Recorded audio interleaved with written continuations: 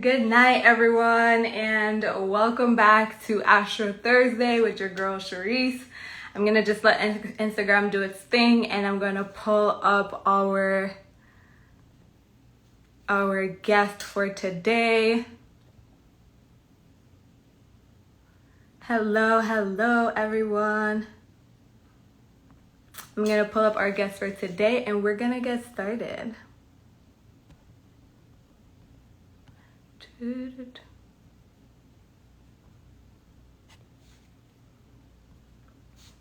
Okay, so while I wait for Umi to join me, I just want to say hi, everyone. Hello, and welcome to Astro Thursday. So today we're starting a brand new series. Hold on, is she here? Good evening.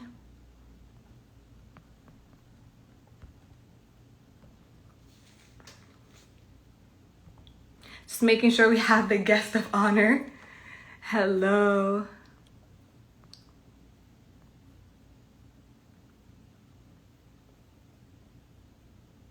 Oh, perfect. Umi is here.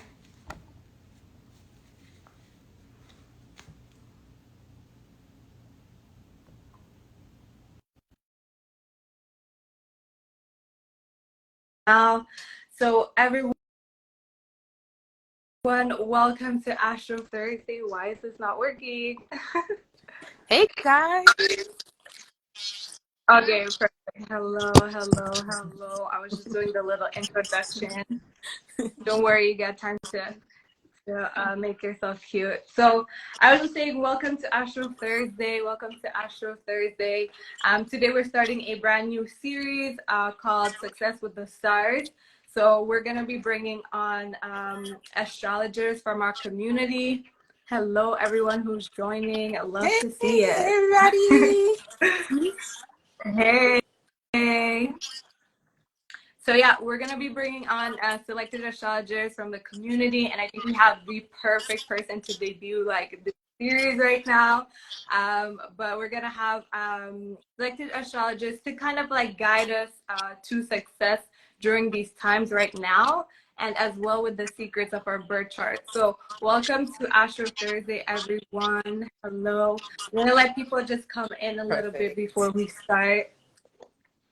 I know everyone is excited to see Umi.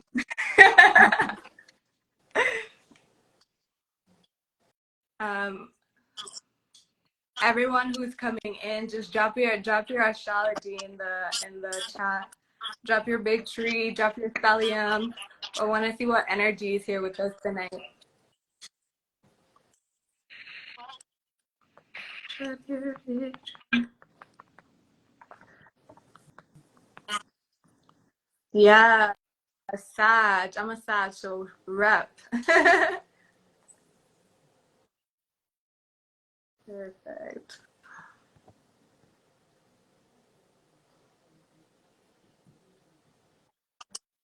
Drop your big tree, drop your zodiac in the chat. Ooh, so far Sagittarius is repping.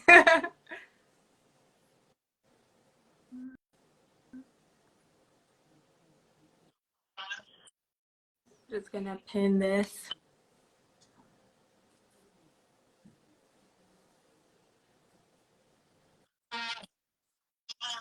Ooh, Gemini, Aquarius, Pisces, yes.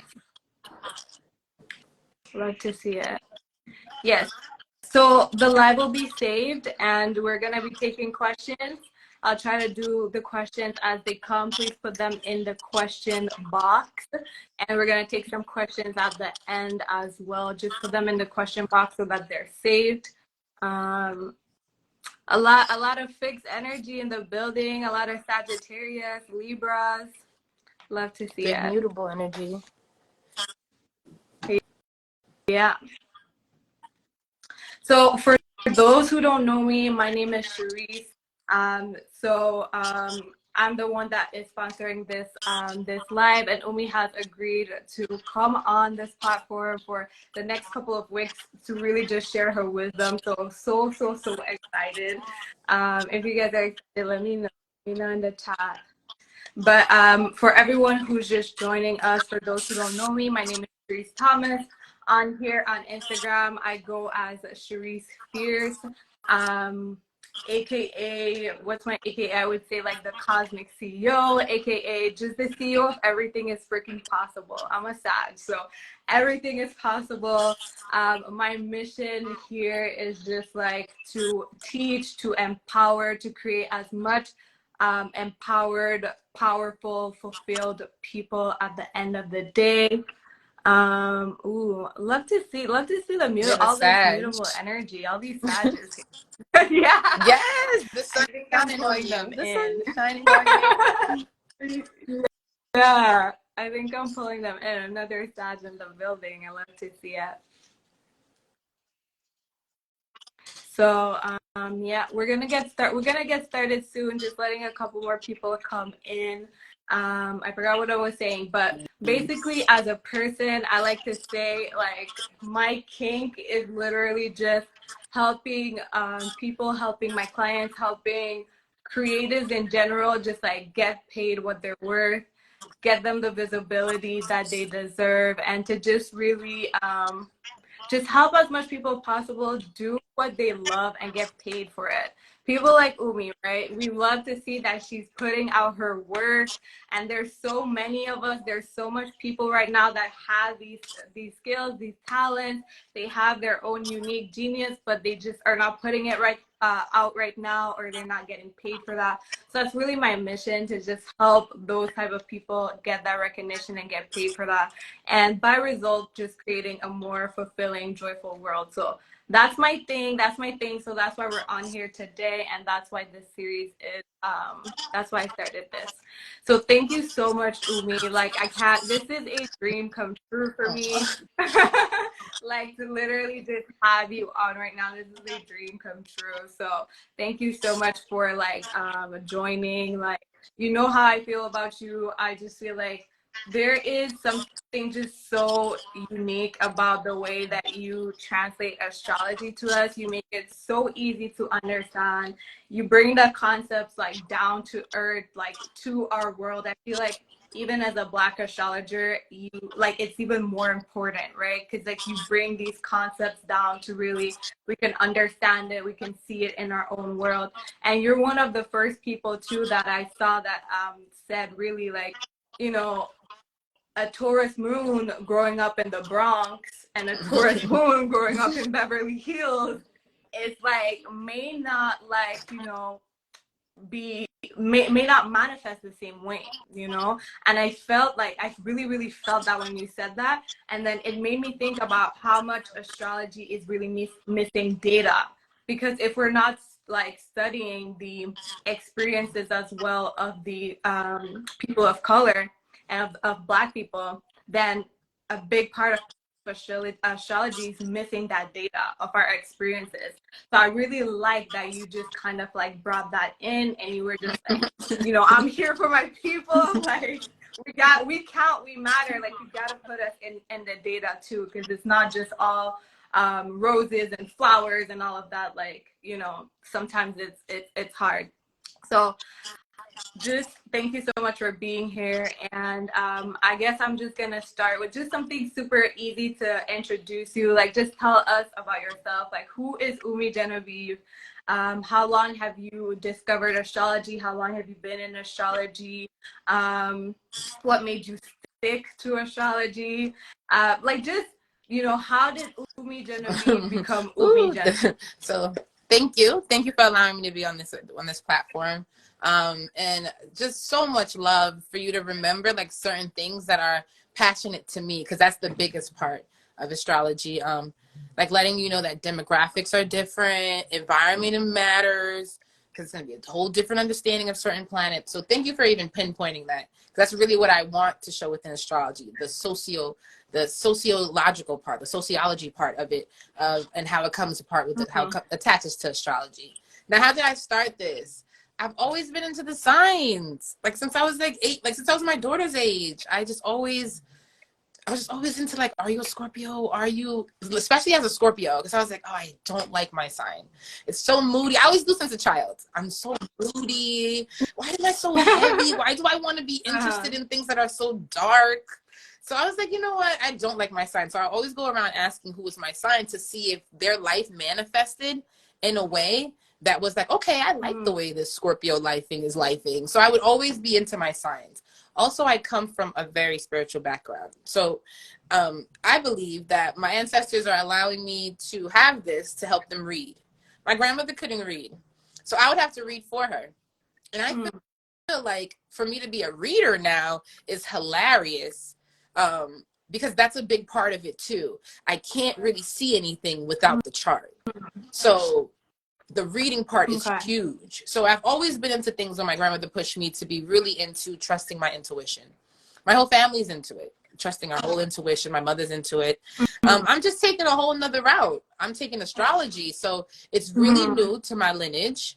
And it's a lot of work, but I like it. So it disciplines me. So it's not all magical. It's really more discipline to do this. So that's what I want to prove. Like, that's what I want to show.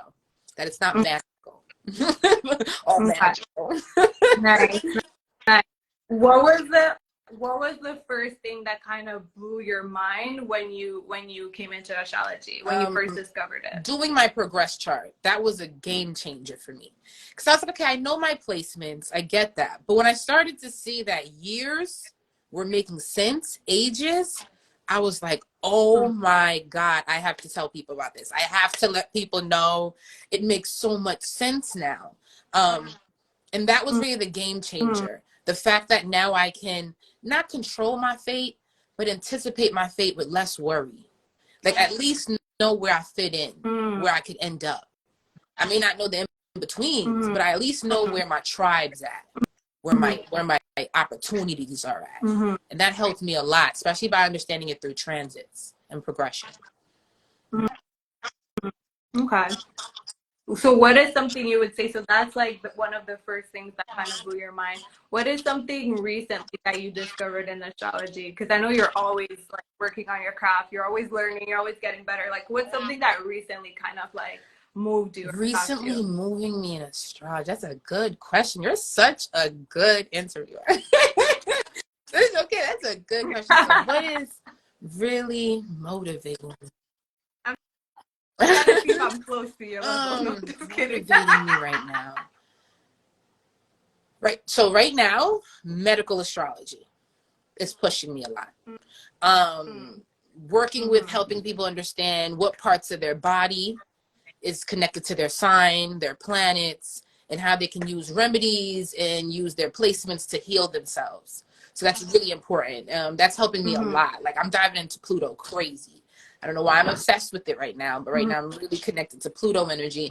And I'm just pushed to help women with the reproductive system right now, with their reproductive health.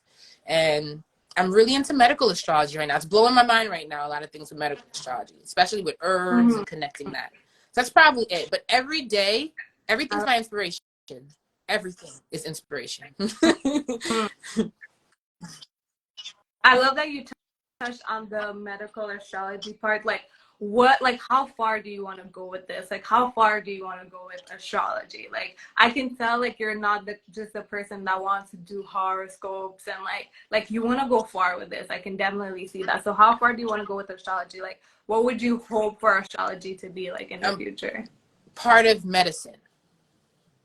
I would want astrology in some capacity when you walk into a doctor's office, and let it be therapy, let it be medicine, like physical medicine, physical therapy, whatever, all types of healing, in the system and not in the system, that this is considered, at least in some capacity, where even if they find someone like me and they're like, let's bring you over here a little bit. Maybe you need something a little bit more soul, or this creative type of healing. Because it has a lot of weight. It has a lot of weight. It does. It can pinpoint so much in your life. The chart. So what did you wish people knew about astrology? Like, because there's just so much there's so much information around it. And like I say, the way that you come up at it is a little bit different. So what did you wish people knew about it? That it's not a faith. And that could steer a lot of people away, that they think that this is a belief system. It's happening with or without your permission. And that's why the solar return and the progressions were huge for me, because that's really how I really get the, like, you know, the naysayers. If I could tell you how 3 years in your life are similar, 3 different seasons in your life have a certain similar pattern, you can't tell me I'm wrong no more. You can't be like, all right, you're crazy, lady. No, we're talking patterns where you're like, pinpoint. So we can't look at this no more as I believe in this. We have to now look at it as, okay, where do we now need to find the objectives in this? It's going to take a lot of work. And, you know, it's going to take some time. And I'm just ready to keep learning and keep helping. You know, it's going to take some time. Yeah, someone said in the comments, like, math and or like a language, and like I agree with that. Like, we don't believe in math or like a language, you know, we just like study it and then adopt it and just learn it. So I agree with you on that. And how you were saying about just like you know, pinpointing certain things in the chart so that people like, you know, they'll believe you, basically. I definitely have experienced that myself. So like my first reading with you, I think you just read my life. I'm like, who is this bitch? Like, like, you were telling me shit. I'm like, yo, you've never seen me. I've never seen you. You're literally, I'm in Canada. You're in the States. Like, who are you? Like, how are you able to tell me these like pointed things? And like I said, it wasn't anything just like, you know, you're a Scorpio moon, so this means you're deep. No, not like, no, you were going in like on my life, on my family, like my parents. And I was just like, that gave me so much confirmation and just so much like, okay, no, this means something. And like, there's a formula to this, because like there's no way that you could just know this just like that, you know. So you're also one of the first people that I've seen, you know, really look at the chart like from the lens of the inner child, and like using it to see really like the relationship between our parents. And for those who don't know, I literally just came out of Umi's course. She literally just launched a course, like a 4-week course, and like I'm taking it. It's like really well, really mind blowing. I really hope you do it again. And you know, you were just saying something like, you know, our chart, our birth chart being like this portal, the portal that we chose to come into this world in. And you know how our parents' relationship and everything like that, like everything is aligned, and this is the portal that we chose. So how did you kind of like come up with this? How did you like stumble on it? I don't know if you created it, the whole like inner child view thing, but how did you come up with being a Scorpio? That? I was like, why am I this sun sign? Like, what is my whole, why would I be a Scorpio? It's been my entire, trying to understand my entire life. And then when I had a daughter who was a Scorpio, I was like, whoa.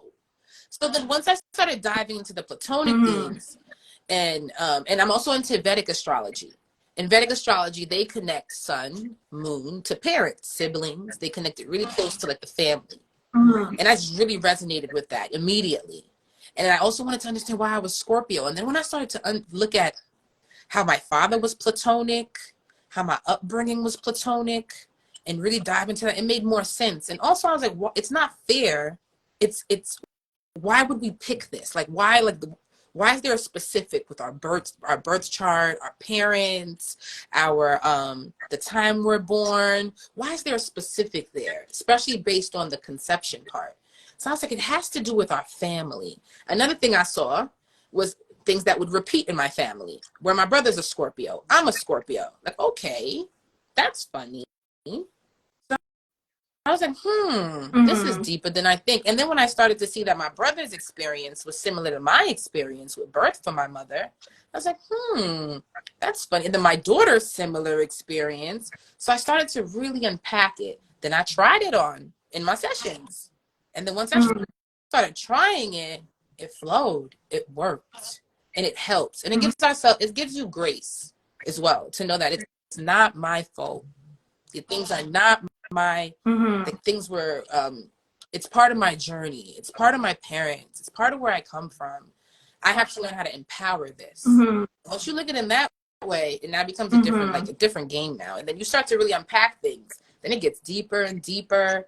So it's a formula that works for me. And it's a formula that works in Vedic, the energy that started it, you know, that's strong in it. Like in Indian culture, they're really deep into this. Like even in the cultures that are Caribbean and they have like this in like the Indian background, they're deep into this. So there's a strong basis and really connecting into your lineage.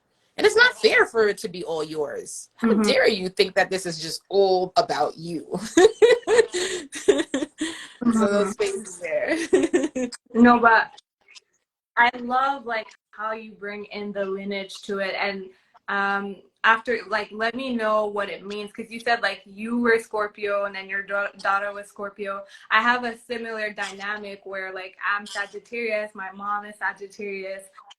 So I'm interested to know what you think about repeating signs, but everything that you said really just made so much sense and it resonated so much with me. Like you're one of the people that kind of helped me, like my birth chart and reading with you kind of started to help me like heal some of my relationships, because I was kind of like that kid. I'm from the Caribbean and I was just like, I didn't really like my parents' situation and I was like, oh, I'm never gonna be like them. Like, like I'm not like them at all, you know? And you know, just like you know, reading with you and just following your work, it made me really see like that's actually like not that true. Like you kind of are your parents, you know? And I'm like, shit, I am my dad. I am my mom. And like they gave me this and like this is the portal that I came through and I came through it for a reason. So, you know, it's kind of like unfair for me to put the whole blame on them, but it's like I kind of chose it as well. Like I chose that energy. So a lot of your work has really helped me kind of like resolve that a little bit and just like tie it back to the lineage. So in your research and in your work, what does like having those repeating signs in family mean? Like those like Sagittarius, or even just like those modalities like you know, everyone is mutable or everyone is fixed. What can we like what does that mean? When I look at it in natal chart sessions, this is a specific issue or a specific conversation we need to have in the family. Like if there's a lot of mutable, we need to talk about mental health here, physical health. There's health issues within the family and some spaces where we need to really balance it out. Let it be mental, where we need to work on our communication. We need to work on, you know, just certain spaces where we can have repressed throat chakras, not the best of keeping in contact with one another. So those themes. There can even also be spaces where children may feel like they're martyrs. So we need to talk about that. There's also a family that may need to expand in certain therapies, in certain types of travels, education. So those spaces. Fixed energy, if that continues. We're going to center that for the lineage, what fixed themes have.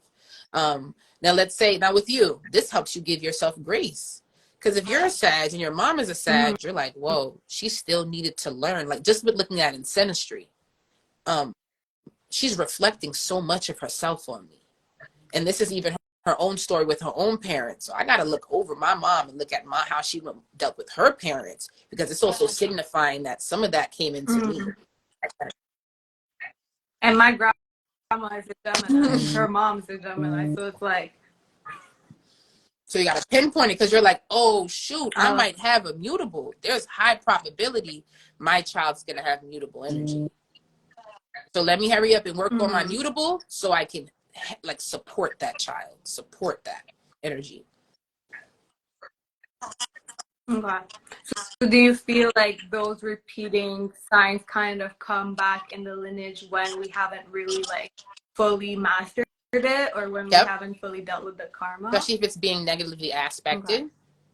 Like depending on where you and your mom's son sit together, what house is it in? Is it a house that's compatible? Where your son sits. Also, what is it aspecting together? That kind of theme there. So are we showing positive relationships within the lineage and synastry, or are we showing negative? So we need to work on that. If not, it'll just bring different generations of dealing with this issue. where one might be mental health, or one might be in a dynamic where they never leave their hometown. One might be an energy where they go to school and get so many different degrees, where another one might never go to school.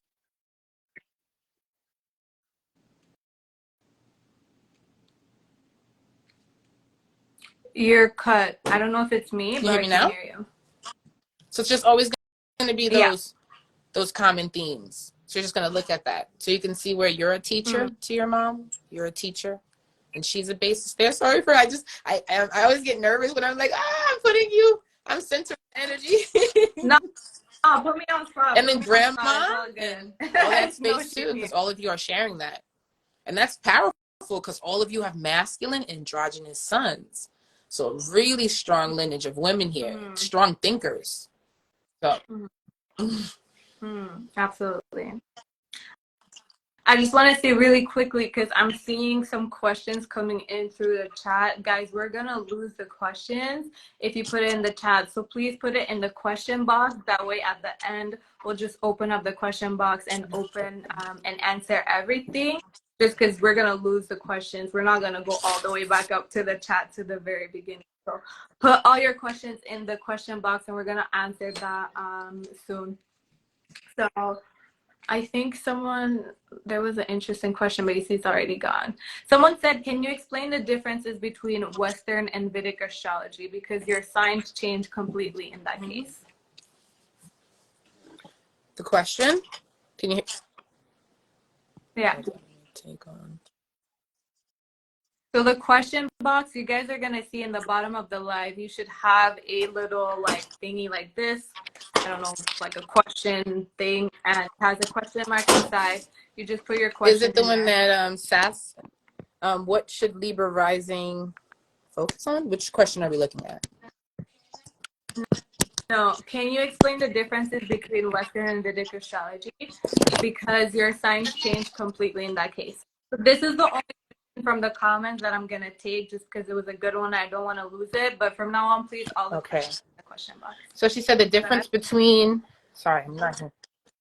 Vedic astrology and Western astrology. Okay, so the difference is that they're 25 degrees apart. So Western astrology goes by the equinox. So they go by those spaces, the seasons. So they're going to start by, when does spring start? When does summer start? When does fall start? When does winter start? Well, in Vedic astrology, they go by the actual constellations.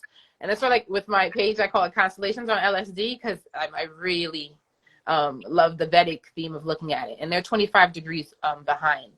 They look at the actual planets in the sky, like in the telescope. So right now, we would be 25. We would still be in spaces of Taurus in the Vedic astrology. Now, when you're looking at those spaces, it's also a big thing is, where are you? And what is the collective's way of thinking?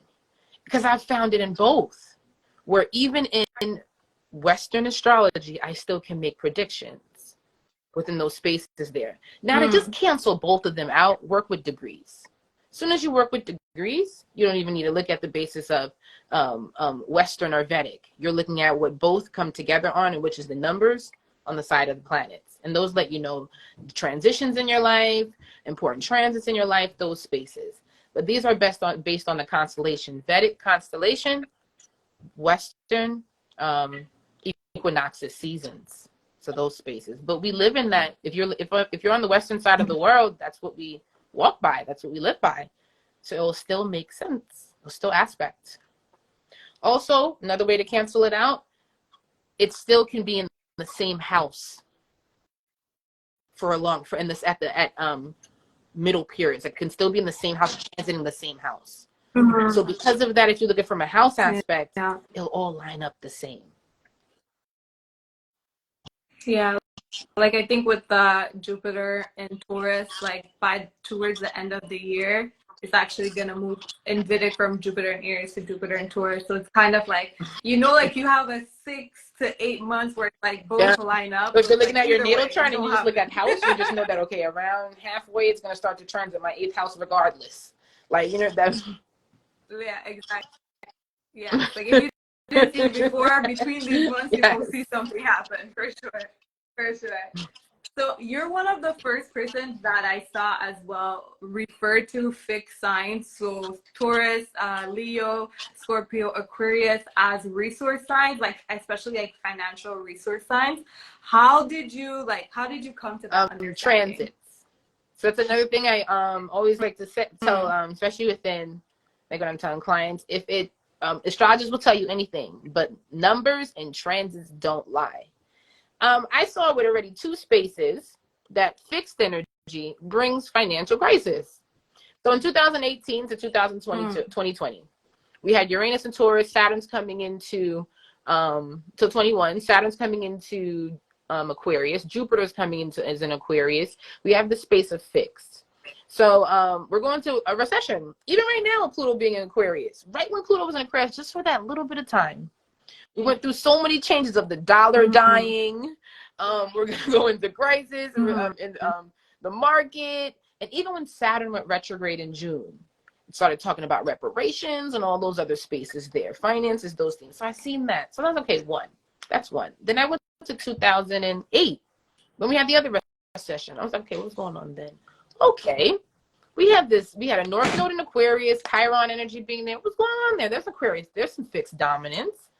We had the basis there of the energy within the recession. That basis there in 08. So those spaces. So I wanted to keep aligning it. I also see in resource signs, especially Aquarius and Scorpio, is when we want to bring inclusiveness to resources, more free funding. And that was big for Aquarius. And every time we have a civil rights moment, it's some sort of Aquarius energy aspecting. So I seen it. I was like, okay, this is connected to money. And whenever I meet a fixed sign, Taurus, Leo, Scorpio, and Aquarius, there is a tendency to really have to focus on their finances in their life. So it just really, and Vedic astrology, man. It's really, and as you get deeper into astrology, these spaces, you'll see that these are fixed signs because Taurus is connected to Venus, that basis there. Pluto is the collective's resources, so those themes. So as you get deeper into it, you'll start to see more of those depths there. But those are financial signs. Important there. Even yeah, go ahead. I'm sorry. So no, I was saying, so if the fixed signs are kind of like financial resources signs, what would you say for, I just want to do the full, like everyone, so no one gets jealous. Like, what would you say are cardinals and what would you say are so the energy is visionaries. Cardinals are the leaders. And sometimes they can just lead by obligation. They're the visionaries. They're like, you know what? I just want to be able to run something. Or I just want to be able to give us an energy, a sense of direction. I just want to work. Sometimes I just want to put some energy into action. So cardinals are the ones like, hey guys, I have an idea. Fixed signs are like, how are we going to pay for this idea? They're the builders. They're the foundation signs. They're the middle guy. How are we going to pay for this? And the mutables are now the marketers, the reviewers. They get the energy out there. They write books about it. They make courses about it. They put it in spaces where it now gets to collective to subscribe to it. To that kind of space there. But these, if you want to look at it in that way, because they're always in each column. Cardinal, fixed, mutable, column. Cardinal, fixed, mutable, column. Box, quadrant. So that's really how it's a building up energy. So I'm not saying mutables are the weakest. They're not the weak. They're not an energy. It's not the energy of weak. It's a space where it's more of an energy that needs to be more within their social settings, need to be in the spaces of being more into their intuitive energies, into spaces where they want to incorporate it into the world, into other people's spaces. That's why they're the most open. That's why so many Sagittariuses were here. They're like, hey, okay, let's be part of this. Let's jump into this. Let's see what's up. Whereas fixed and cardinal could be more reluctant because they're in energies where they're more of the visionary and the building, whereas mutables are like, okay, pass it on to me. Now I'm going to go out there and see how many people I can get to buy this. I could tell them about. So that's why mutables are always more open to information in those types of spaces. So I hope that makes sense in knowing what they're good for. I hope so. Absolutely. Something that you were that came up as you were talking. I didn't plan this, but I remember, once I did a reading with you, and we were talking about you know, our different energies. So I have mutable, but I also have like a lot of fixed energy, so that huge Scorpio stellium. So you were like saying, like, you know, for marketing purposes and for my clients and stuff like that, you were like, don't market like a mutable. Like, mutable is just like, hey everybody, I don't care who you are, just buy my thing, like. And then for fixed signs, you're saying, you know, fixed signs and like Scorpios, you need to have a little bit more depth. So I was just thinking really quickly, if you can give people by modality, let's say they're trying to promote their business, how would you go about it? Like with a cardinal versus a mutable Okay, versus a so fixed? let's start off with the fixed. The fixed are the creatives. They're the energies they're the Mm-hmm. financial energies. So they're going to go get the equipment, the colors, the ambiance, the vibe, the energy that brings in what's going to now build this and give it the visual part, that basis there. So they're when you're fixed, a big thing for you is, what do I want to create? What is how do I find fulfillment in this? What is the ingredients I'm doing? Because you'll find with fixed, they're into smells, tastes, sounds, colors. These are that kind of basis. They're the creatives. Many of them are artists. So they're really big into the artistry part of the energy. Scorpio and Aquarius can be a little detached because they're shared resources. So they might build with other artists, manage artists, but they're still into the quality of the product. And they also are people who make products because they don't really want to work. They want to just drop ship, do shit like that. They just send something out and shit like that. Sell Yeah. it. That kind of basis there. Now with mutable energy, their spaces, with mutable, it's not that they are not good at running businesses. They can, especially if they have cardinal to support it, but they can be in so many different directions. So they're going to need spaces where they're better as admins and themes, or they're going to need help with really structuring what type of information they want to seek out, what kind of schedule they want to seek out, that kind of basis there. So they do better at finding a space and helping it find information, find out trends, find spaces where it can work smarter. Because fix is going to work harder. Mutable is like, whoa, let's work smarter. That kind of basis there, that theme energy. Because mutable energy, that's why fixed doesn't want to work. Now, cardinal energy, they're in the themes where they just want to lead. They just know that they don't want to work for someone. Many times, the cardinal can struggle because they can still be connected to 1 foot in, 1 foot out. So that kind of basis there. So cardinal really has to come into spaces on a lot of direction, a lot of where they're not playing role model. And that's why I feel like out of all the signs that really do well with just going out there and really finding out, okay, I just know that I want to create, is more so fixed. Because they'll just do way better, like that kind of theme. Yeah, they'll just do way better. That's why during a fixed transit, we found a lot of entrepreneurs, during Saturn, we found a lot of these energies where like, I'm going to open up my multiple streams. That kind of basis there. So they're just the best within those spaces. Cardinal themes, they're going to need to find out where the vision is first. And if it's even theirs or their parents, because many times they're even connected to being the oldest, the only, so they need to unpack that. So fixed usually flows better. Fixed just has the only trouble that it usually has. Where am I going to get the money? So that kind of basis there. But mutables, if you feel like this business powerhouse can struggle, it's because you do better more as, I'm not trying to say it doesn't matter, where you support a space. You bring in information, you help trends. Now you have both. You have cardinal, you have that Aries energy. So, and you have fixed. So you have energy that pushes you now more into the space. But you can see how certain things with your mutable, where that can come into play, where you're like, maybe I'll be a background player for now.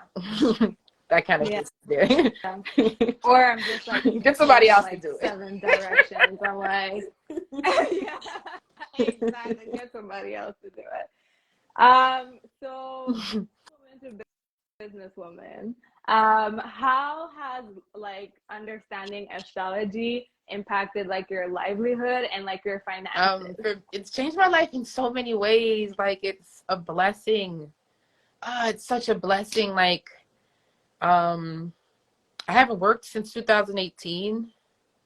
I tried to do a few jobs here and there. Like I worked at the hospital during COVID.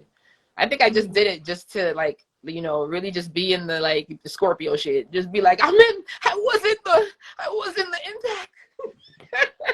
So I did that. It's changed my life. It's helped me rebuild my relationship with my parents. I'm so close to my mom now. It's helped me become such a better parent. It's helped me forgive myself. It's also helped me plan out my life, like through my progression. Okay, I know what's or my solar return. I know a bad month. I know a good month. It's helped me understand people where I'm like where I can have compassion. Where I'm like, you know what, I would, but I get you. I understand. So it's helped me understand people and have real empathy, for everyone. Because now I have to understand every sign. I can't be like, no. I have to be like, why? What was the reason? So it's changed my life.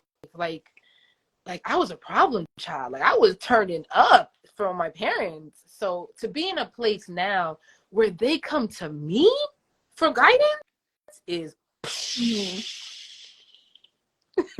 to be on phones with people where I'm just like, oh, like this was emotional for me sometimes because it's like when I'm on the sessions and on these with clients who can be my mother, sometimes can be my grandmother. You know, it can go far sometimes, right? And for them to be like, I want your wisdom, young blood. Like what?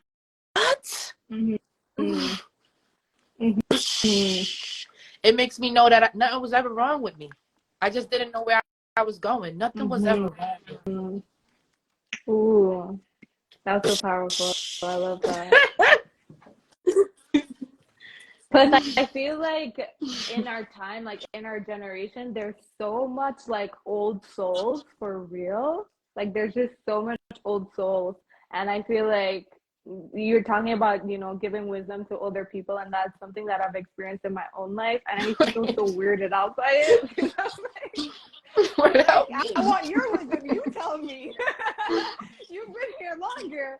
But just to see you know, just like the feedback be received so well, and like people like, oh, you're so wise for your age and stuff like that. Like it's been, like you said, the whole thing of just knowing that nothing was ever wrong with you. I've experienced that too ever since I came into this path. So that's confirmation. You just said that, I'm like, yo, confirmation. Like, especially when you're walking in your path and you're walking in your gifts, like people from all like walks of life, all ages are just drawn to you, and they just like, yeah.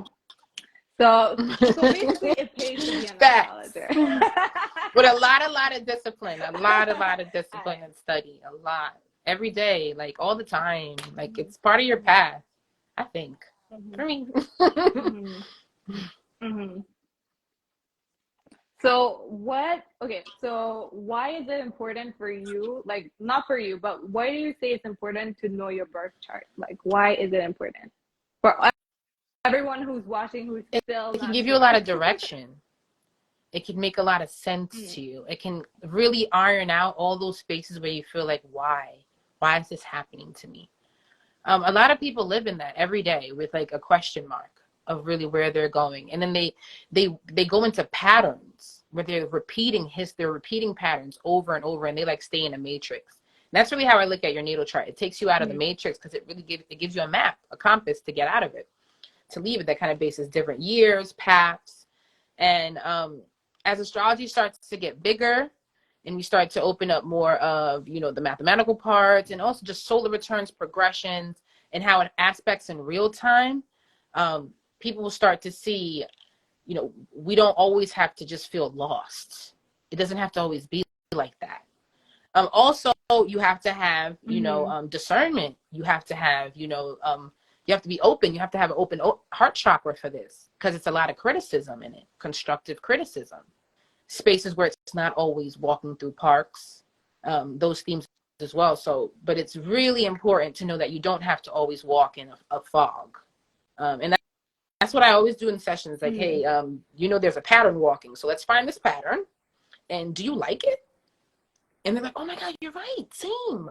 And then it's like, okay, do you like it? Do you not like it? It all depends with you, how you like it. And that's just the basis there. And it at least lets you know that there is a pattern and how to at least identify it. If not, you know, everyone has their space of where they want to go in life. But once the crisis comes into their life, they're running to the doctor. They're running to these spaces. So you might as well learn it yourself, like, you know, in that kind of theme. And that's just how I look at it with this theme. And it just makes sense as well. I just want to prove how it makes sense. It doesn't have to be a fog. I No, I think what you said, like that last point, especially like everybody be like, oh, this shit is not real, whatever. But when that crisis hit, now they're looking for direction. Umi, can you explain what's going on? Umi, like, what's going on? Like, I feel you with that.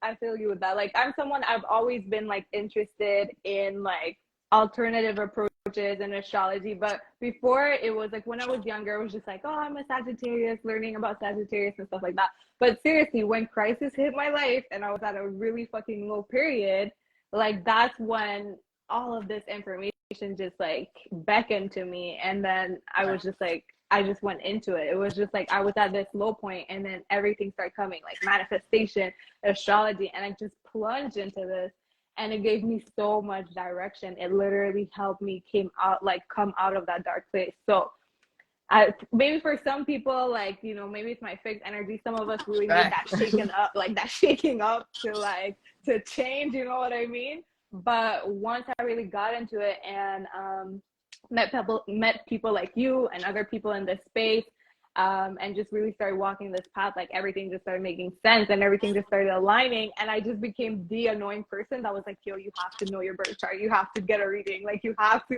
And everyone's looking at me like, yo, 3 years ago you weren't even talking about this shit. But I'm like, yo, it's so profound. Like, it's not just like I'm a Gemini, I'm a Leo, like this shit goes so much deeper than that. So I like that. Yeah, I like that you say that.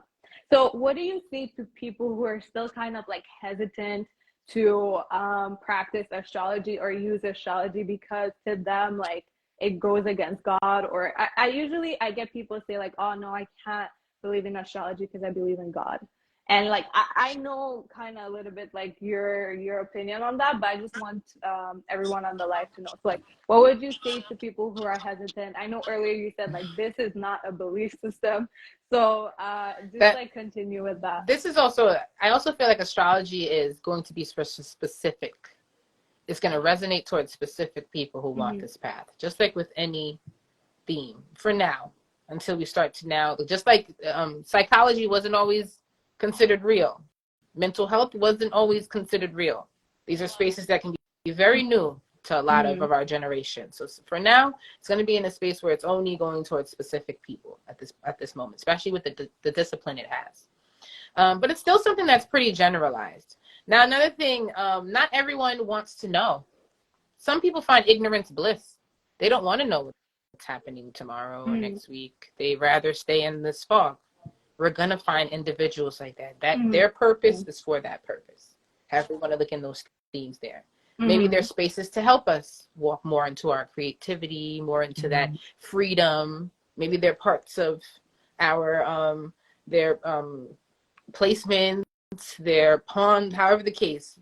Like subjects, part of our journey. Those things, we're going to find those with those spaces. But a lot of people may think this is witchery for now. Especially people in our culture, like in spaces of color. We still got to get certain educational spaces advanced. We still have to get spaces where even trusting, you know, each other, that kind of thing. We have to find more of our experiences that make sense of astrology in these books, in these spaces where it can be exposed to these settings. We also have to unpack a lot of that.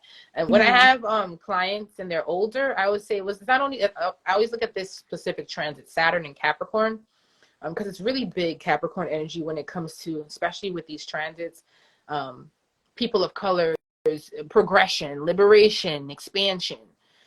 Within the pandemic time, it was really big for Black lives and that kind of thing. It was a center.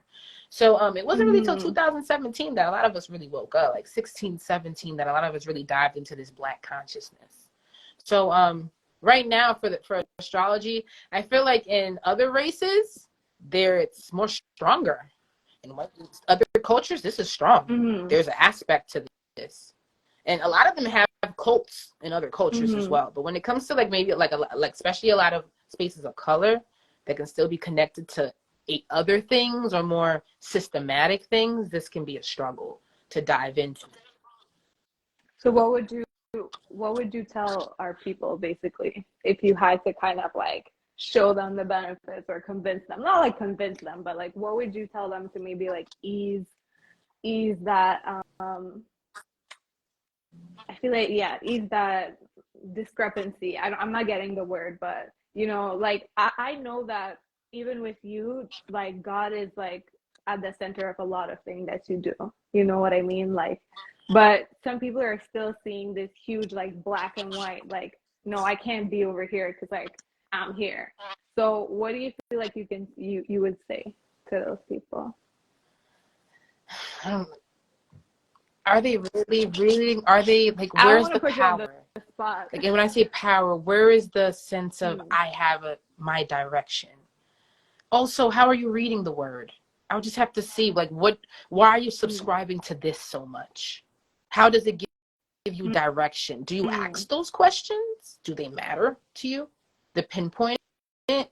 And also when you are even speaking to God yourself, do you expect certain timelines out of him? Like, how do you also, where does he send you messages to know? Like, what is this relationship? Because there you can find a lot of God patterns in astrology. It's a center for me as well. Because God is more so where we cannot control things. And that's in astrology too. Okay, I know I'm going to have my Saturn return at 30. Here's the themes, but it could vast. And that's more of God. God is free will. God is the energy that what he gave us, free will, right? If you want to go towards religion, there is that in astrology. So for the religious, it's like, what is your safety net there? Also, a lot of religious and church people come have sessions with me. They come sit with me.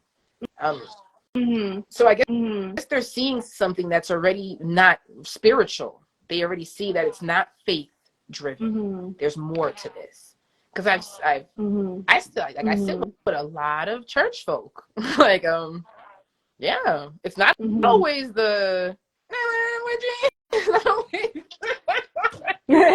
like I've sit with some really conservative. I've done families. So I just want to show the point where it's like, let's move away faith, like let's move away what we think, and let's work with what we actually know. 2012, 2015, 2000. As soon as I get there with you, and that's why I'm working on that now, talking about dates, those things. But yeah, some people enjoy bliss, and we just gotta leave. You know, we just gotta leave them alone. They don't want to know that path. They don't. There's a fear in it too. If you like, example, now that we've in our Saturn return, we're in the space, we see what it's about. But 2 years ago, you would have been like, Saturn return. Oh my God. Oh my God. Some people are like, sorry. Some people would be like, you see, you should have never looked into it. You should have never looked into it. So that space there. Yeah. I know a couple of people like that. Like they started stressing as soon as they started learning about astrology and Saturn return. I'm like, damn, astrology is not because they just panic, and it is. I get clients like that who just panic, absolutely. And they go into spaces of panicking, and I'm like, okay, we're gonna need to just take a break, ingest it, let it go through, because it's just more so wrong, and this is where we just need to like study more on it, and also just spaces now we have to, because they're going to be themes. That's why I want to go the medical route, where I'm also going to see that I'm going to need to venture you out to like another space. I'll tell my clients sometimes, you need to go to regular therapy, not this. But you need to go there. I've also told my clients that don't try to leave faith. You might need to go back to the church just a little bit while you're still understand. Like this might just be a message I gotta tell you. Like, you know what I'm saying? Or you might have to go back Mm-hmm. there because this might not be enough for you or Yeah. what you really need. You need something more physical. Sometimes I tell clients, stop this, go to the gym. You need to go work more on physical activity. You're overstimulated here. So that's why I want to take this more of the psychology science. I hope, man, I need a lot of help though. I Mm-hmm. need nurses to help me, doctors to help me, investors to help me. I need help to really make this make sense. And, Yeah. you know, teachers. Go fund Umi. Right. But no, I like what you said. Super, super powerful, and I like how you're just saying, like, you know, sometimes the message that you have for these people is like, you know, you need the faith, like that's your path, and like we all have different paths, and I like that. There's no need to convince anyone of anything. Like we're all here to do our thing. Oh, someone says I'm a nurse. I love that. Send a DM after, and we'll talk about that. So, Umi, what has been your most like controversial, I said that word wrong, controversial post or claim? Because I remember back a little bit seeing some like people going ham on your post. But like for you, what is your most like in astrology, your most controversial post? Cool. I don't know if I lost you. Yes, I love this for you. I work in hospice and I'm learning to pay attention to transits, etc. within the field. Can you hear me now? I've Okay. heard from, yeah. Controversial posts. Mm-hmm. Parents, when I talk about the mother wound, even when I when I have certain sessions and they're like, you know, I never really cared about talking about my childhood. I don't really care about that. I want to look more towards the future. And then when I still have to bring it up because it's like Mm-hmm. there's patterns that are repeating, but when there's that block there with the parent wound, I get a lot of pushback from that. A lot of people can project their own, you know, childhood, lack in childhoods, like, you know, childhood trauma onto others. So when you start to talk about, you know, relationships, family themes, it can be a little difficult. You know, I've gotten some, you know, some hate mail sometimes. People slide up in my DMs, let me know that it doesn't matter. So, you know, there is pushback. So that's a lot of controversial. I've also got controversial, the medical part. So when I'm talking about the Pluto and I'm talking about certain, you know, the pregnancy and the reproductive health and those spaces, that can give me a lot of pushback too, because it brings fear. It can bring a lot of fear in these spaces. That's why I just want to get more information, more knowledge, more credentials, so I can make my community feel more safe. Know that I'm studying my information. I'm Mm-hmm. not just pulling out of a hat, you know, you know, those spaces there. Mm-hmm. But those are my most controversial.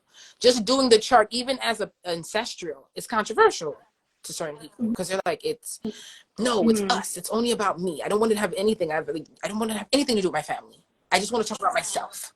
And I've had that, Mm-hmm. a lot of pushback. Mm-hmm. But it's not Mm-hmm. gonna. You don't know where you're going if you don't know where you're coming from. But you just think that, or you just Mm-hmm. think that you just want to walk into toxic relationships. You think that's just something you just want to do. No, this is something that's been Mm-hmm. conditioned or something that could be passing down within the lineage that needs to be worked on. So this has given me a lot of pushback. But guess what pushback does for me as a Scorpio? It makes me more, it makes me better. It makes me bigger. It makes me with opportunities like with you. So Mm-hmm. the more controversial I am, the better it Yeah. is for And me. plus I remembered, yeah, for real, because I remember those posts going like viral because the last ones that the one you talked about with the mother wound, I think you posted something. You were just like, you know, if a woman is not like really on good terms with her mom, or like she doesn't, like she hates her mom or whatever, it kind of shows you like the relationship between her and women. And I just remember What? like people were going the fuck off under that post. Like they were like, how dare you, like I am a woman's woman. And I'm like, seriously, even me, I was like, but I took it and I reflected on it, especially since I'm a Scorpio moon. So, you know, I feel like I've, since from a young age, I kind of like experienced a betrayal from the hands of women the most in my life. So whereas most people are on this hate train of like men and shit, I'm like, have y'all seen toxic femininity? You know what I mean? So even you posting something like that made me just like even question myself. But I Yes. remember just seeing so much people just go the fuck up, and I was like, yo, how? And you got like nasty messages too, and I'm like, what the hell? Like, and I don't see this under other astrologers posts, so I'm like, what the fuck is going on? Like, why I are was they like, coming at finally, the Umi? Scorpio energy is starting to show itself. Finally, because I was like, hold up, it is too sweet over here for me to be a Scorpio. It's too sweet. Mm-hmm. So I'm a Leo rising. So I've also learned to, since I don't really post a lot of selfies, I don't really do a lot of like visual stuff. Not saying that I would look like, not saying, but it's like I'm still in a space of how do I identify with what I want to do and heal, and also who I am as an individual, and how do I separate those things. But I really can't, because it's together. A part of this is entertainment for some people as well. So that was another thing I learned from that post as well. Now another space is that your moon is your mother in your chart, right? So a lot of times women will find that they become their mothers, or they'll be like, oh my God, I'm doing the same thing my mother did, right? So when I do sessions, I talk about how the moon is, you have to give yourself and your mother grace. And that's what I really wanted to put, like, because me and my mom have one. My mom's a Leo, I'm a Scorpio. What? We fight even now. We go back and forth. Sometimes like sisters. But I know I have to honor her, because if I don't give her grace, my daughter won't give me grace. It just won't happen. Like, why do I feel like I deserve it, but my mom don't deserve it? I'm perfect. And that's just my understanding. And I'm just going to use my life as a testimony based on where I know that I just have to buckle down and just understand, right? I give ode to my grandmother. I give ode to all the women in my lineage. And this is where I could sit, this is where I feel like has kept me where I'm at. So that could be purely subjective. But even in the moon, when example, if I see like a Capricorn moon, a Saturn moon, I'm like, Mom could have had you in a very depressive state. And they're like, yeah, detached space. And then now you realize, I can't stand these kids sometimes, man. I love them, but sometimes I need a break. I need to send them to their dad's house for like 3 weeks. And you end up realizing, I'm doing the same thing my mama did or my dad did. So what makes me different now? Yeah. What makes you different now is that I'm aware of it. I give my parents grace, and now I can fix it. And that's really what I really want. That's really what I wanted to show. Because there's women that are going to feel overwhelmed by their children, because they come from women who felt overwhelmed excessively by their children. If my mother was annoyed with me, it's very high, very, very high potential. I might be a mother that can feel very sensitive to hyperstimulation, like to have a lot of stimulation from my children. And you'll find that in moons that have certain patterns. You'll find out when same dynamics with certain mothers, certain women who may not be close to their mothers may feel like they don't want to be mothers this lifetime. They just don't want kids. Kids, I can't. No, there's still a trauma there with that. Absolutely. Even if you are, like, you know what I'm saying, and it's just going to trigger woman to woman, because there has to be a capacity to not only just be a friend, but also be a way where you can help a mother, help a sister, help her. To be a woman's woman, you have to have a capacity to even be in spaces where you can be nurturing, even when you're not a mother. And it's just going to have to open up just understanding. And all our friends aren't good women. Some of our friends are some rotten bitches. And we have the capacity to understand that. So we should have the same capacity for our mothers, because they were once us, 21-year-olds, 22-year-olds, 18-year-olds. It just opens out a lot of that, especially if you want to have children. And if you want to just be in spaces where you can understand women without having jealousy, without having, just animosity with women, is you just have to have the capacity. And it starts with her, because you watch her when shit was messed up, and you was like, we judge our mothers a lot as a woman, so it's just a space. That's really what I wanted to show with that, and what I will continue to talk about. I'll just continue to push that, especially with having a Scorpio daughter, where this is very likely, where it could bring, so I got to be very, very delicate with this relationship. So seeing as the moon is our mom and like represents our mom, and we're kind of talking about like just having compassion and healing that relationship, is there anything like like astrology wise or like with the moon that we should do, or like let's say your moon is in Capricorn or your moon is in Aquarius, like do you have like specific advice for them, or is just kind of like the same thing like with your mom? It's just more the basis of how do you like where are you going to come, where are you in the space of nurturing yourself. It's going to be different too, like Capricorn. Where have you felt parentified? Same thing with Aquarius, but Aquarius is going to give a little flavor of finances. Where have you felt like your parents have been like support systems for you, been in spaces, because Aquarius may be like, hey, you know what, it would have been a lot if you guys had a trust for me, some money saved up for me in this path.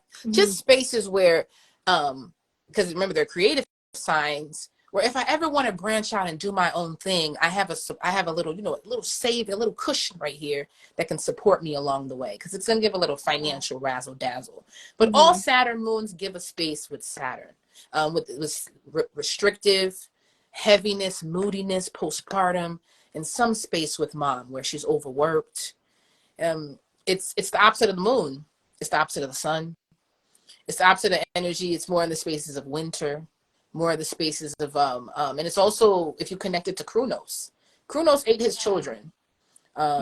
Zeus overtipped his father, so he wanted to kill his father because his father was going to eat him. He ate his siblings, so his mother helped him escape. So with a lot of things with Saturn spaces, you may feel like you are in always a issue with family, balancing out your respect with them, especially with, since it's on moon mom.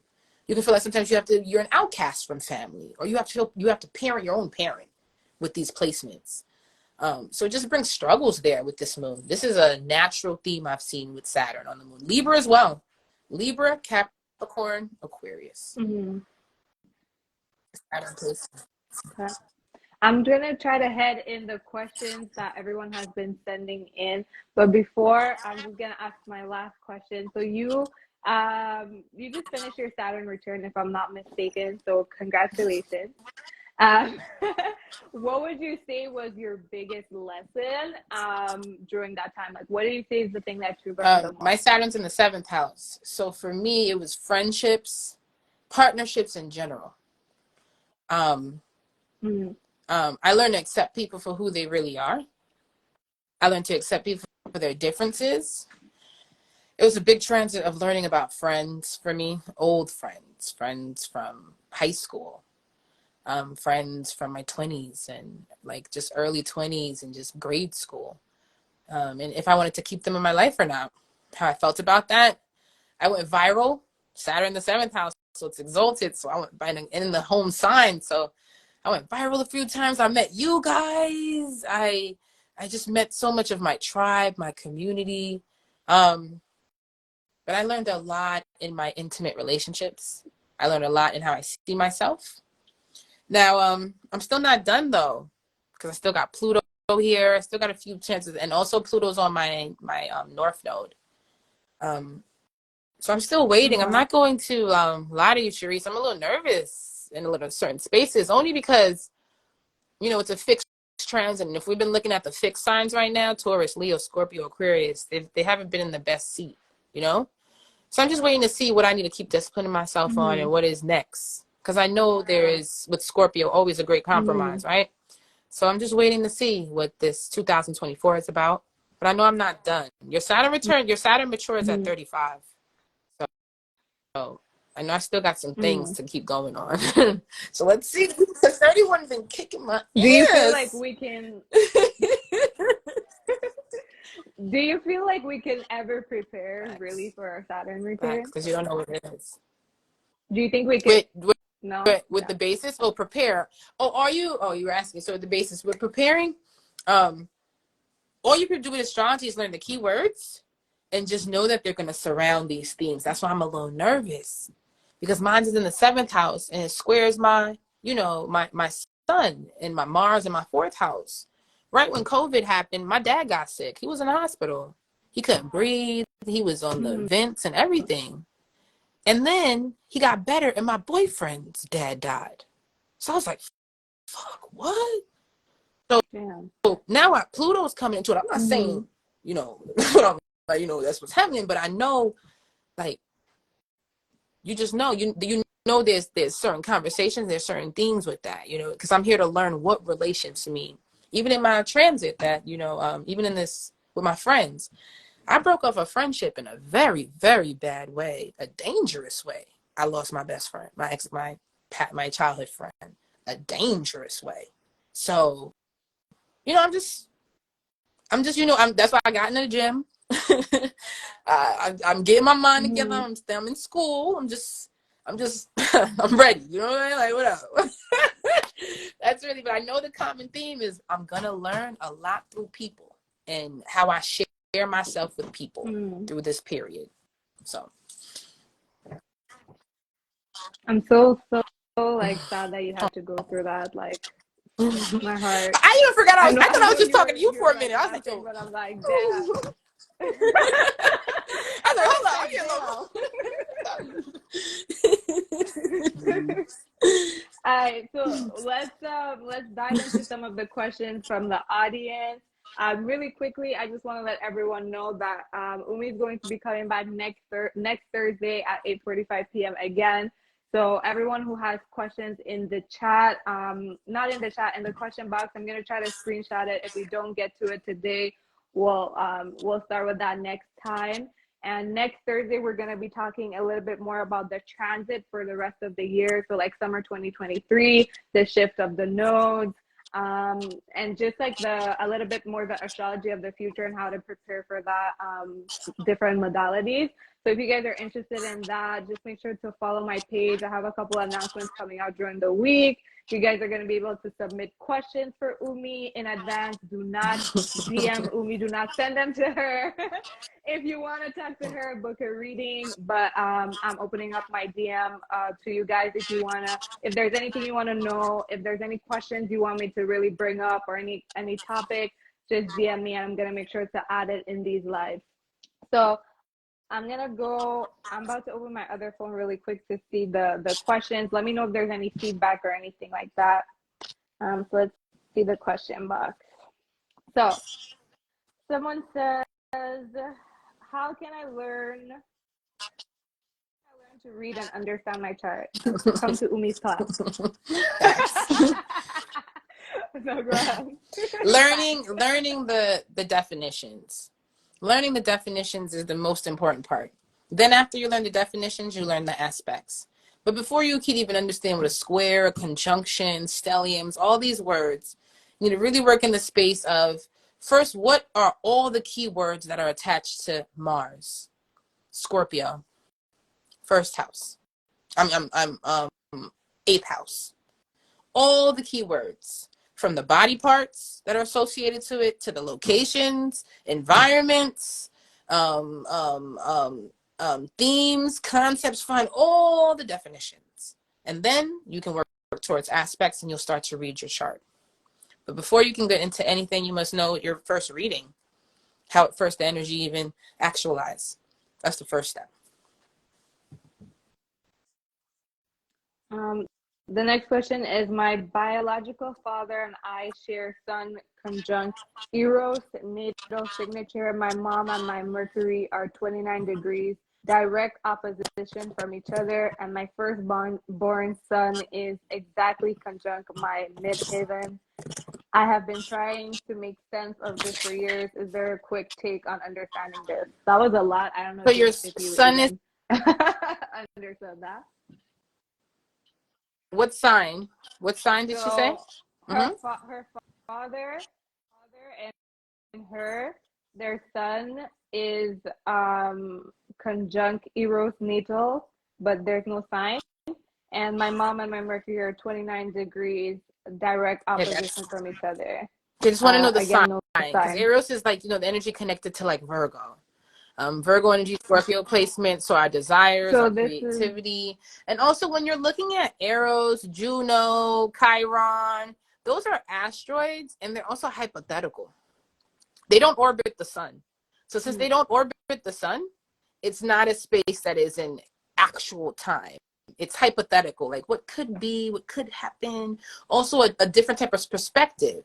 You can also look at these placements like draconic when you're looking at your draconic chart. That kind of basis there. And also what sign is it? Now, another part, just want to know the sign, that 29 degrees. Yes, that's important because that's a critical degree. She said Okay, so that Sagittarius. 29th degree energy. So similar to you. So the basis there with sun. So it's a square. She said it's conjunction and Sag. Yep, so that basis there. Now, Eros is the theme of more of that asteroid energy. And we're going to connect it to more of the themes of Virgo. With Sag, how do we find consistency with one another? Dad, mom, do we hang out? Will we have activities? Could we travel together? Do we share interests together? If since it's two fire energies, it can work. Maybe you guys could even go into projects together. Maybe try to do certain types of business together, do business partnerships together. But just know it's Sagittarius and it's two suns. If we don't have the same ideas, how do we disagree? Do we disagree where it's like, psh, or do we disagree in ways where we could find that kind of compatibility, that balance? You can actually give her some depth. You share a similar theme as well with the energy conjunct Sun and Sag with a parent, and how that can be bases of communication, doing projects together, having honest and open communication together, maybe needing necessary conversations to happen in this lifetime, therapies to happen, because it's going to be the basis with this parent. And since it is at a 29th degree, it is a critical point. That means that when energies aspected, especially during 2020, 2021, when we had the mutable energy, this could have been a time where it was, do I want to communicate with this parent? Moving away from a certain parent or going into spaces where I'm finding my own perspectives, beliefs from this theme. Because around that energy, around that time, we had a transit, the North Node was in Gemini and Sag. That can help you a lot with knowing how the energy manifests. Since it's immutable, always look for mutable transits. 2020, 2021, 2015, 16. Those years should be important for you with those spaces. But when the energy keeps balancing out that way, we have a communication. We need to talk about some things. So maybe uncomfortable conversations. So those spaces there. So the next question is, when it comes to business, what placement should you use to decide how to do XYZ, such as marketing or even designing your business model? Meaning, do we look at Sun, Mars, Okay, so midheaven? with the if you're gonna look at the business, because you could even do this with pulling up a business chart, like when you the date you created. The sun is the identity. What is the heart of the matter? What is the focus? Why are you even creating this? Even all your creative houses, is that's how you would look at the business. So from the 11th to the 8th to the 5th and the 2nd is all the creative settings of the business. The material I buy, that's from 5th, that's from 2nd to 5th. 2nd is all that basis, the material I'm buying. 5th house, how I want to price it, how I'm going to the selling point, how I'm going to market, how I go out there and feel like this is valuable. Project this energy. When we get into the 8th house and the 11th house, that's the energy that now helps you. Who do you want to sell it to? How does these people look? How are you? The sounds, the smells, the texture. Who are these individuals that are going to even help you invest into this project? Those are the houses. You said In the that's 8th, the 11th these and are the the 8th clients. for a Like, client? what do they look like? What their sounds like? What would be their storefront? Who would be the people walking into your storefront? You would look towards your 11th and your 8th house, because these are where your shared resources are. These are also the investors that would invest into your project, those spaces, because you're looking for material in these houses. Now with Mercury energies, and also the houses that are connected to mutable, is how you now make worksheets for it, curriculums for it, get out some billboards out for it. You say, hey, you word it, you reiterate it to your clients, is in your mutable houses. And that's even Mercury. When even looking at Mercury in your chart, this is how I communicate my ideas. This is how I relate my ideas to others. This is also where I can find, this is how I bring detail to my ideas. Those spaces there, all this Mercury energy, find consistency in my ideas. Venus is your selling point. Venus is going to ask you, how do you even price it? How much is it worth? If someone was like, hey, how much is that? Your Venus is going to show out. Your Venus is going to be like, $5, $100. That base is there. Mercury is going to be like, hey, explain it to me like a 5-year-old. So your Mercury is going to be like, well, you do it like this, that base is there. That energy. Your Saturn energy is how you keep it grounded, how you keep it going. Question. All your energies that are outer is now how you keep in spaces to give it legacy. Can it make it through time? From Saturn, from Jupiter and beyond. Because Jupiter is also energy that's more long-term. Your moon space, moon, sun, this is really identifying. Because remember, even if you look at this in your natal chart, these are your parents. So this is really the identity, the core of even why you want to create this. Why is this home to you? What is your motivation behind it? Sun, moon energy. Mars is a relatable energy. It's like Venus. So Mars can be just like Venus. How you, what is the selling point? Mars is like the salesperson and Venus prices it. Mars is like, hey, like Mercury is like, let me give you the details. Mercury gives you the pamphlet where you need to sign everything. Mars first even like it's like Mars would be like working on commission. So Mars has to come in there and just even give you the basis that you need this. And then now Venus is like, this is how you how much is it? And Venus prices it. So those spaces there. If you wanted to look at it in a business form. And also you could do this for your business if you have like I officially LLC'd or did all this in Taurus season. That's my moon, my midheaven. So I wanted to specifically do that. So my chart, my Umi Genevieve's birthday is May 14th.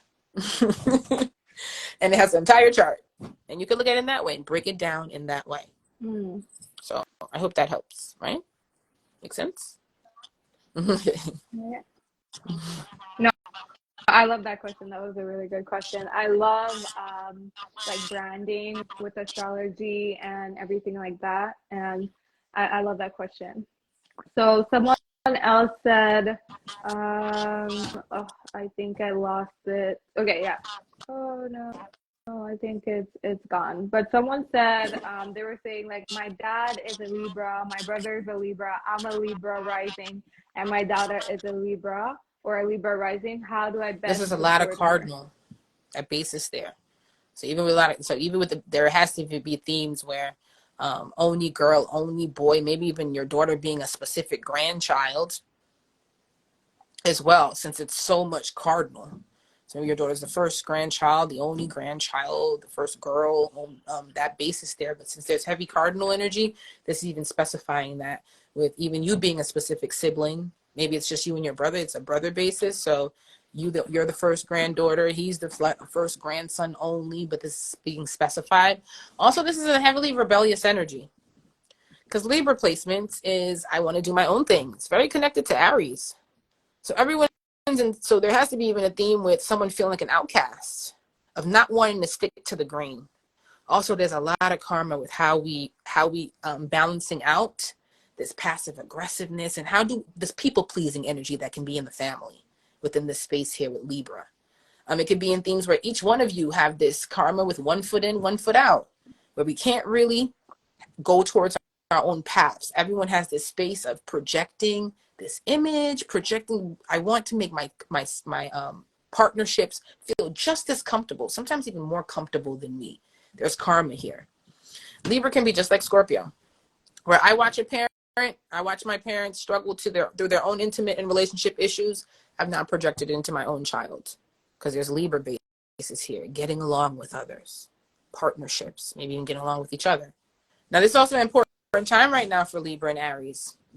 We have a Aries transit. We have the eclipse. Jupiter just left Aries, moved into Taurus. So right now, this could be an important transit for you when it comes to really, really leaving the nest, really stepping out of this role model or this ideal that you can feel like others have of you, and especially your family has of you right now. So right now, all the cardinals, especially the Aries and Libras, are finally leaving the nest, rebranding, changing their look, stepping into more of what I want to do. And those things. Amen. So that could be the karma as well with this placement. But it's coming from a lot of, with dad, my brother, a lot of this space where my arm could be twisted very easily. Or I'm really into what others want out of me. Really got to unpack that. Because your daughter's going to take in that, where she feels like, okay, it's okay to compromise myself. It's okay to dim myself just so I can appease other people. You don't want to continue that, because Libra is just like Aries. Libra can just have the same temper, blow up the same way, just like Aries. At least with Aries, they're like, told you, nug if you buck, told you don't mess with me. Libra would be like, I'm sorry. Oh my God, I didn't mean to do this. This is terrible. I didn't mean to do it. Yeah. Yeah, so those spaces there. Someone said, how do we best navigate heading towards our north node instead of staying in south node comfort zone? You need both. And even in Vedic astrology, because they're really into the nodes, like Rahu and Ketu, they're really into that. You need both. You're not letting go the other. You're just knowing that I fully mastered it. But you're gonna keep it because your nodes is like an opposition, like a full moon energy. So you need both to balance out in the middle. Now the only thing that can just be way more trickier for some people is if they have personal planets conjunct their south node. Like if you got Moon, Sun, Mercury, Venus, that's going to be a little difficult because you have placements that are operating in real time in this lifetime that's coming from a past life. You're repeating something. And these planets are letting you specifically know what they are. So that's going to be a little difficult. But with your south node, I've mastered this. I haven't mastered my north node. But I'm going to use all that I know within my south node, since I know it's a polar opposite, to help me balance out this Capricorn energy. Like I'm using my notes. So I'm a Capricorn North Node, Cancer South Node. So I'm definitely a matriarch of my family. Yes, like I have that a lot of weight, very close to my grandmother. My cousins, if they're on here, if they see me, they know that I was Nana's baby. And it's okay, guys, a favorite. You guys know. No cap, right? So with that space there, so since I'm really strong in this space with my matriarch energy, I have that depth. When I go into my family, I know I can have that basis of having that strength, having that initiative. I just need to go into the real world and now do it. Capricorn, the bigger worlds, not my family, and balance that out. But if I could do it at home and unpack all of that, go into my lineage, be okay with adults, speak with elders that are in my comfort zone, not afraid of my lineage, I can definitely go into the world, especially if I hold my lineage on my back. I carry that. So I tatted Haiti on my face. I put Haiti in all my posts. I just make sure I carry this lineage energy as a protection, and also as this awareness that if I can go deep into my history this way, I definitely can't be afraid of my future. Carry yourself.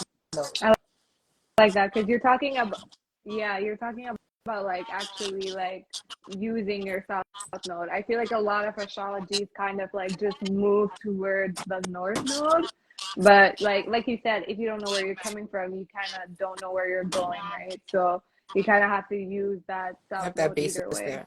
Very important. Yeah. This is for me though, but so I know that your background is Haitian and most of your family is from Haiti and everything like that. Do they understand what you're doing? Like, do they understand what you do? Like my immediate family? Yeah. Immediate Yeah. family, Like my aunt, okay. she's so funny. Yeah. She's so And funny. they fuck with She's like, that? Stephanie. She's like, so my she's like, Umi, so I was my real name. She's like, Umi, well, my name. She's like, I hear you're on the internet showcasing your madness. But she says it in Creole. She's like, oh, usu internet lab te kaka. Because I do have part of my family that is just like Christian, like they're full-born Christian, like they're Protestant. So, but my grandmother is known for this. Like they know I was literally my grandmother's apprentice. We walk with grandma. Okay. They know, so everyone knows. I've always been like this. Even with my friends, I'd be like, "Hey, this is your life path. This is your path." Everyone, I've always been the weirdo chick. That's like, even with the guys. I'm like, don't come mess with me. I'm gonna get you. Heavy, since a child. Heavy on my Erykah Badu shit. Heavy since a kid. But it's cool to hear that. It's good to hear that because I'm from the Caribbean too. I'm from Grenada, so I know like even just bringing this up to like Caribbean people, Haitian people, they be like, "What kind of voodoo shit is this?" So Like, definitely.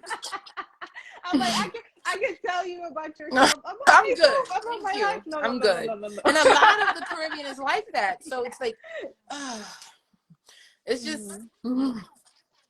But I feel like this is also native to us. Like, like, I don't know. I feel like it's such a disadvantage because I feel like once we get into this, like, we pick it up really well. We pick it up naturally. Like, we're naturally just connected to that spiritual realm. So I feel like it's such a disadvantage that we're so like. I believe if hip hop can become integrated into our system, into our life, astrology will as well. I truly believe that because that sounded crazy too. Soul sounded crazy. A lot of things. Mental health was one crazy. We'll get here. We'll get here. But when it comes to our culture, people of color, we got we got so much things to unpack just with the education system. I feel like we don't even have a lot of funding with creativity in a lot of schools. So just even with feeling like I can do anything outside of maybe playing basketball or being a doctor, or that has to first become possible and open for other things to be like, okay, this could be cool too. Like I remember a couple years lacrosse was just important. Absolutely. Like in other spaces that's like years and centuries, but we were very behind in certain things. So, like someone just said, baby steps. Yeah. But No, I feel you with that. I feel you with that. And I know it Haitians, but Trinidad, Guyanese, that culture can be heavy in yes, astrology and readings. Because they have more, they have a lot of Indo-Caribbean, Caribbean. yes. Yeah. So that's probably why. That's probably why. So they probably still like conserve that kind of like culture. It's probably not everybody that's onto it still. Maybe a select group of people, but they could probably still because Guyanese, Trinidad, they have a lot of like, I think the correct term is Indo-Caribbean. I'm trying not to use any slurs. But okay, but it's still cool. I like what you said. Yes. You got some flags Big up up, in big here, up. Guyanese. Love that. Rep your flag. Rep your flag. Hey. But yeah, what you said about just like we even need that like funding in our community just for creativity. Like I know we've talked about this like off air, but that's part of like I think both of us we connect on that mission too, just bringing that spaces of creativity like for the kids to really just make them understand like what's really possible.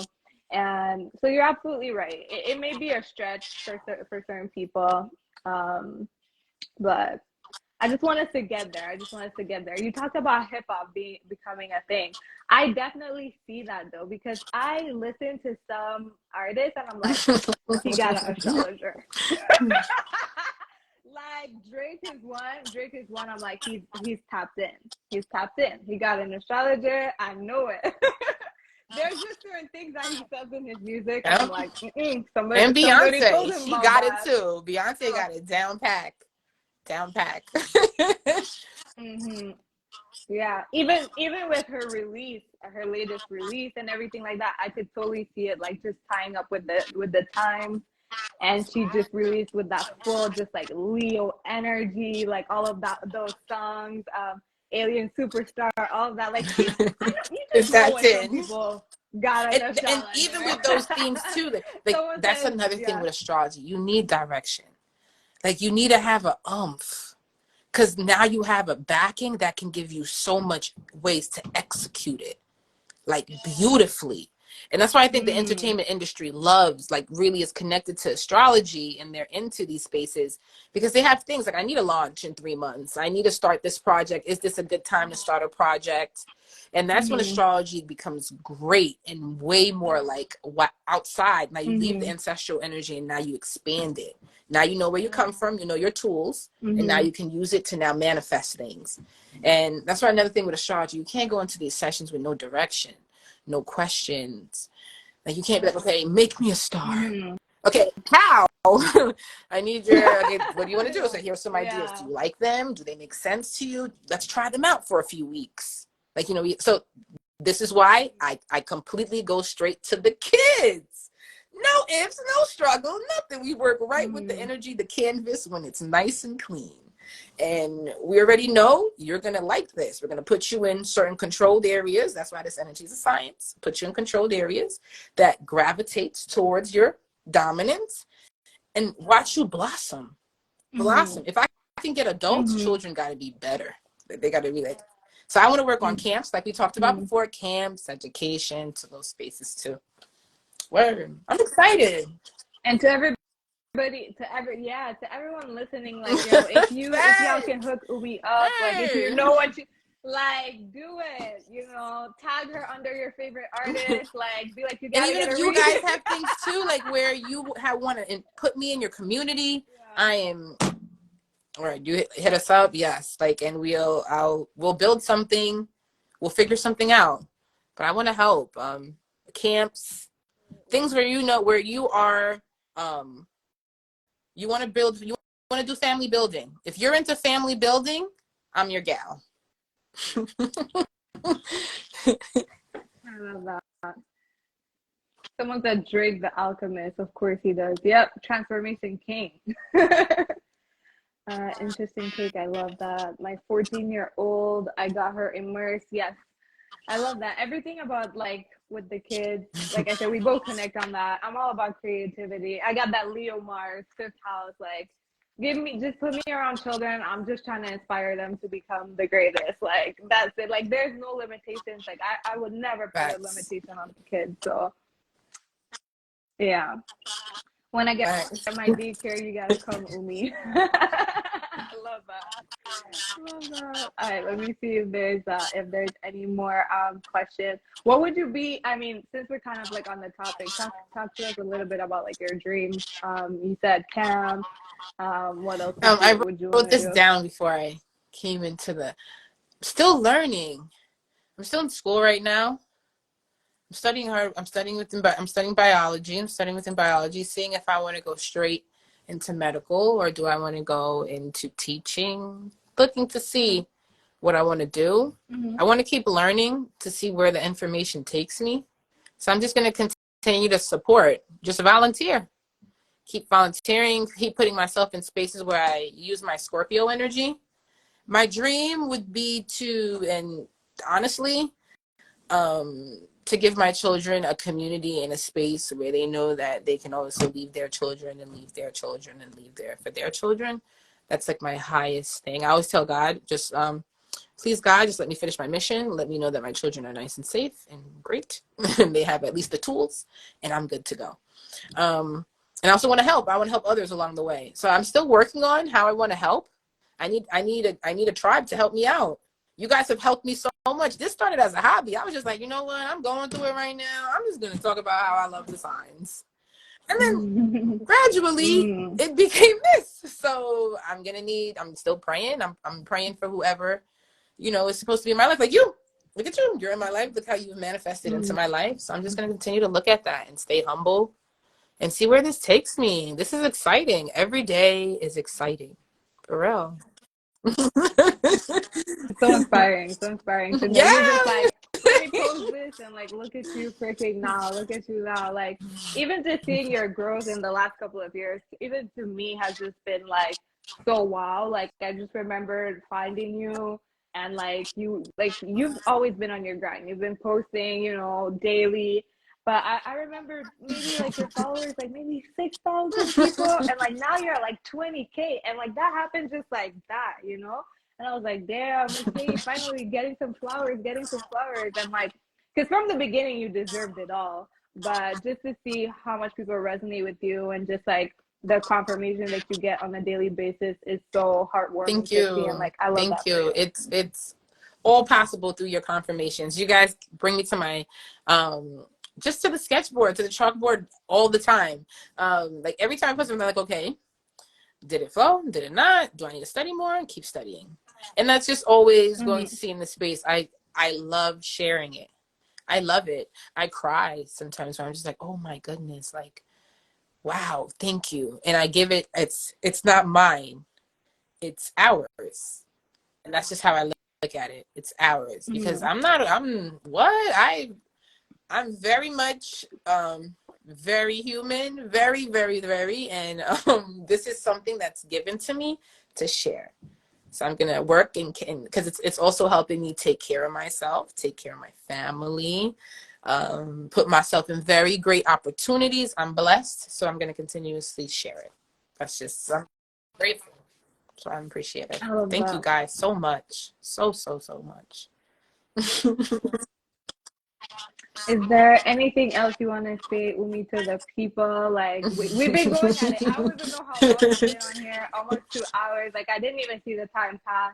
Someone said, we are your tribe, Thank you Umi. I love guys. that for you. Um, what you want to say? Like, I'm going to let you close it off. What you want to say to the Look at your people, to your chart. tribe? Learn the basics of your chart. Learn your children's charts. If you're really interested in this, get a reading from any astrologer that you feel comfortable with. You know, you can come to me, but wherever you feel comfortable, get a reading. At least see, okay, how does this sound on someone's tongue? How's it supposed to sound? And also, how do they break down the placements? At least get some sort of basis on how astrologer breaks it down, and then learn your chart. Follow your transits. Follow your children's transits. Try to at least, everyone's going to go through their trauma, their karmas. Everyone's going to go through their life, your children included. But at least map out things for them and make this useful. Make this useful for you. And that's the basis there. That's really what it is. It's changed my life. I'm going to continue to showcase this as a testimony. And follow your chart. Really, follow your chart. You don't have to live in a fog. Life does not have to be it doesn't matter. I don't know what's going on. It doesn't need to be that way. You're not just a number. Mm. You're a number, but not just a number. Like you have a story. Find out. Word. Find out. I love that. I love that. Thank you so much, Umi, for just coming on, gracing us with your presence, with your wisdom. I know so much people just quickly looking at the comments. Really, they've loved this. They're happy. So I'm just so happy that this went so great. I love our energy together. So I'm just happy this went so great. Just thank you so much for gracing us with, like I said, your presence, your wisdom. I am so excited for us to continue for the next couple of weeks. So like I told you guys, Umi is going to be coming on. She's agreed to come on a couple more weeks, at least 3 more times. And every single time we're going to go deeper. We're going to go further. And at the end of the day, this is Success with the Stars. So we're preparing all of us to, I don't know if I lost you, Umi, but Umi is trying to set us up for success, guys, for the rest of the year. I think I lost her. I think I lost her. But anyways, thank you guys so much for joining. I will see you guys next Thursday. Like I said, I'm going to bring Umi on for at least 3 more times. Every week, I'm going to be putting up a question box on my story, just asking you guys, what kind of topics do you guys want us to talk about? What do you want us to go really in? So make sure to follow me so that you can ask those questions. And if there's anything, DM me, and just make sure to get those readings with Umi. So thank you guys so much. I really appreciate everyone who's here. Hold on, Umi's trying to come back on. Let me see. I think our time is up anyways.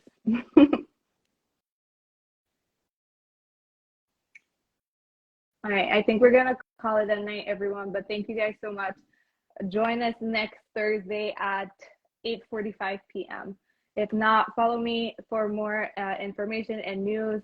And I'm going to be bringing on all of your guys' favorite astrologers as much as possible. Anyone that I could go get for you guys, let me know, DM me, and I'm going to bring them on, and we're going to have this type of one-on-one soul connection. So thank you guys for joining. Thank you for everyone that I met, and I will see you guys soon. Bye.